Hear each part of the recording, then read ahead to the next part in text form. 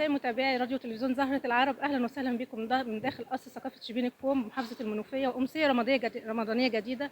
وهيحيى النهارده حفل الموسيقى العربية بقيادة المايسترو الدكتور محمد. أهلا وسهلا يا فندم. اهلا وسهلا بيك، اهلا وسهلا بيك. نورتوا شبين الكوم ده المنوفية انتوا اللي كلها. منورين شبين الكوم، دي بلدنا، انتوا اللي منوريننا ربنا يخلي حضرتك، وربنا بجد يعزكم. النهارده كان حفل رائع ومواهب الله ما يعزك يا شاء فندم. الله متميزة جدا. ربنا يسعدك. حضرتك كلمنا عن الفرقة وحضرتك وأعضاء الفرقة كلهم.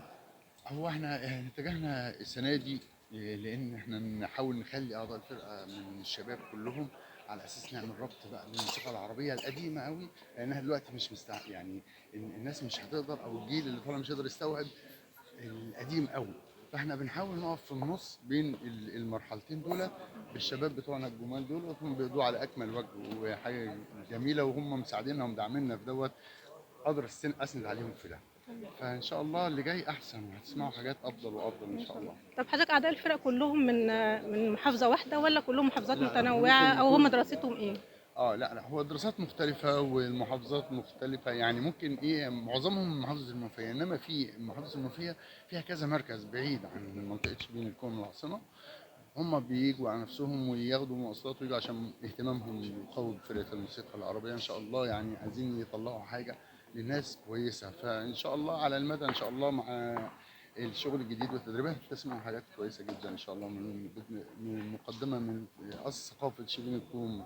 طبعا مش عايزين ننسى القيادات بتوعنا الجمال، الاستاذ احمد فوزي رئيس هيئة الثقافة، والاستاذ وليد مدير القصر، اللي داعميننا بصراحه وبيقفوا ورا الفريق ده بقوه يعني، وداعمينه بقوه. طب فان شاء الله اللي جاي افضل ان شاء إن الله. شاء الله. حضرتك الفترة اللي أنتم مقضينها هنا في شبين الكوم في المنوفية مدتها قد إيه؟ وكل يوم بتقدموا حفلة، إيه الجديد اللي بتقدموه كل يوم؟ والله انا بينزل من الهيئه برنامج لشهر رمضان مخصوص، بعدد 3 حفلات في خلال الشهر كله. احنا قضينا منهم حفلتين، فاضل حفله ان شاء الله في اخر الشهر كده، قبل العيد شويه يعني. لسه ما اتحددتش تحديدا، بس هتبقى في اخر رمضان ان شاء الله. طب ومن ضمن الفرقة الموجودة مع حضرتك هنا في ناس منضمين للموسيقى العربية أو المعاهد المتخصصة في دراسة الغناء والموسيقى؟ احنا معانا طبعا ناس زي مستر بشوي تربيه موسيقيه الزمالك،